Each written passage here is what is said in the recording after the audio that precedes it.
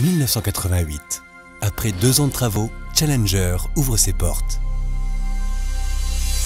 20 ans plus tard, un projet de rénovation en site occupé est lancé avec pour ambition de faire du siège de Bouygues Construction une vitrine de ses savoir-faire en rénovation durable ainsi qu'un laboratoire d'expérimentation grandeur nature. Diverses options ont été étudiées pour améliorer l'isolation des bâtiments, réduire leur consommation et exploiter de manière raisonnée les sources d'énergie locales, l'eau, la terre, l'air et le soleil. Les performances ont été étudiées sur le long terme, intégrant les problématiques d'exploitation-maintenance, le confort des collaborateurs et l'accessibilité aux personnes à mobilité réduite. Résultat, Challenger est l'un des tout premiers bâtiments tertiaires rénovés à produire plus d'énergie à l'année qu'il n'en consomme sur le périmètre conventionnel. La consommation d'eau de ville est réduite de moitié, passant de 59 000 à 28 000 m3. Challenger est triple certifié HQE, LEED et BREEAM. Un soin particulier a été apporté au traitement des déchets liés à la rénovation avec un taux de valorisation matière de plus de 80% qui atteint même 100% pour les 45 000 m2 de moquette. La rénovation complète des bâtiments a été réalisée en site occupé par phase de 10 000 m2 dans un délai de 6 mois chacune, déménagement et réemménagement compris.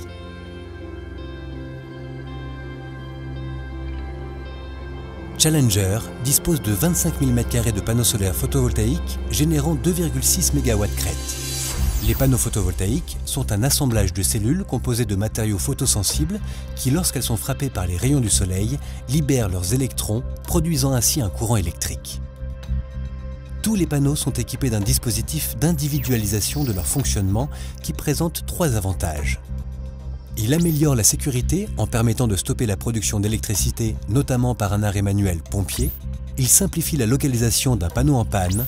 Il optimise la production d'énergie. En effet, sur une chaîne photovoltaïque standard, lorsqu'un panneau est à l'ombre ou fait défaut, c'est l'ensemble de la chaîne qui est impacté. Grâce à l'optimiseur, lorsqu'un panneau produit moins, les autres continuent de produire de manière optimale. L'énergie produite est autoconsommée. Seuls les surplus sont revendus. Une solution de stockage de l'énergie photovoltaïque sur des batteries de véhicules électriques de seconde vie est également testée par les équipes R&D. 180 panneaux hybrides Dual-Sun complètent l'installation. Leur particularité, ils fournissent à la fois de l'électricité photovoltaïque et de l'eau chaude sanitaire. Cette solution améliore le rendement en valorisant la chaleur des panneaux et sécurise l'installation en évitant les risques de surchauffe.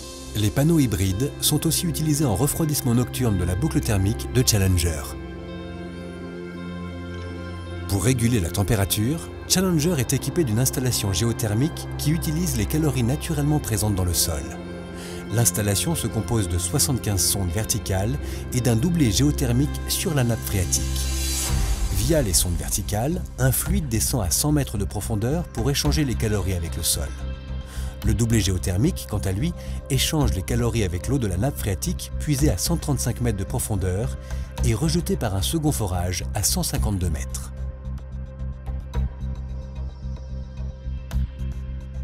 En mode chaud, les calories captées par ces 2 installations sont transmises aux pompes à chaleur qui ont pour mission de les valoriser.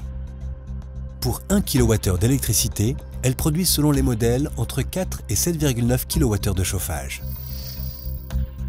En mode froid, 4 échangeurs thermiques à plaques permettent de climatiser Challenger en évacuant les calories via le doublé géothermique ou les sondes sèches. Dans cette configuration, le terrain pourrait également servir de réservoir de stockage des calories en été pour obtenir de meilleurs rendements l'hiver suivant. 5 refroidisseurs adiabatiques alimentés en eau par les jardins filtrants complètent ce dispositif. Ces appareils de climatisation par condensation consomment peu d'énergie et, contrairement aux tours de refroidissement classiques, ils ne dispersent pas de gouttelettes d'eau dans l'air, évitant ainsi tout risque de légionellose.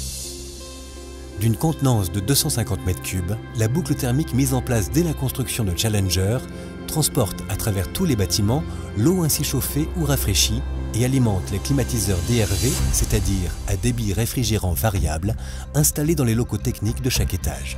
Ces appareils, qui fonctionnent comme des pompes à chaleur, chauffent et climatisent les espaces individuellement. L'innovation majeure développée avec LG réside dans l'installation d'une vanne de régulation du débit d'eau qui réduit considérablement la consommation électrique des pompes, faisant circuler l'eau à l'intérieur de la boucle.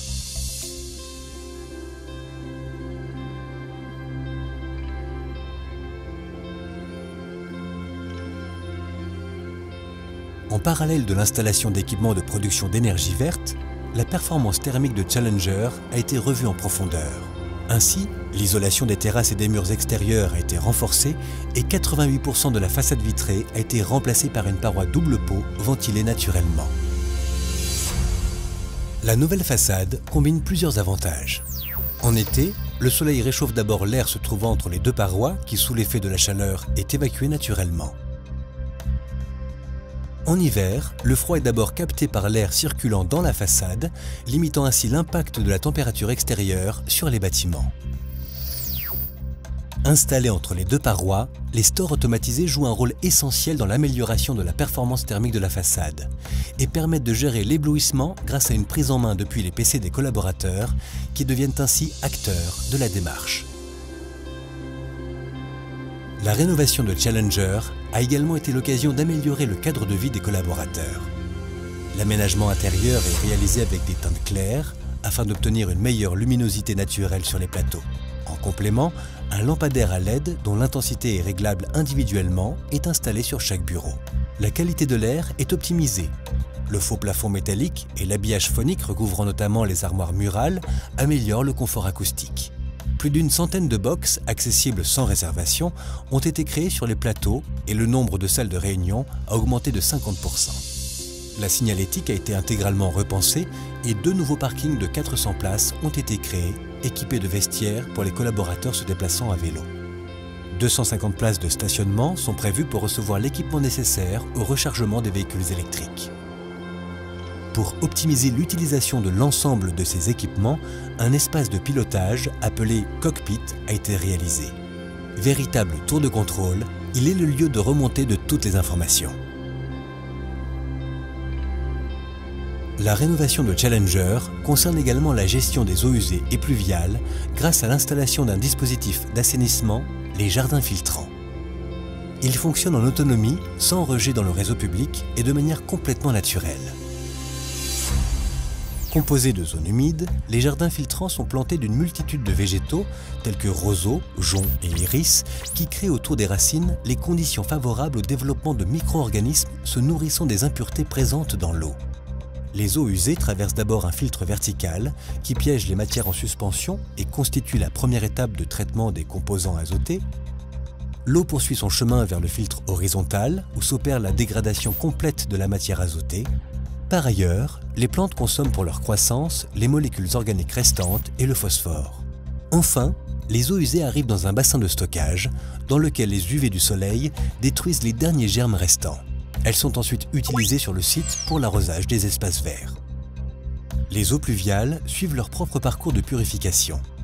Après être passées par un décanteur à hydrocarbures et un dessableur, elles traversent un filtre de piégeage qui a pour mission de débarrasser les eaux pluviales des matières en suspension, biodégrader les hydrocarbures restants et piéger les métaux.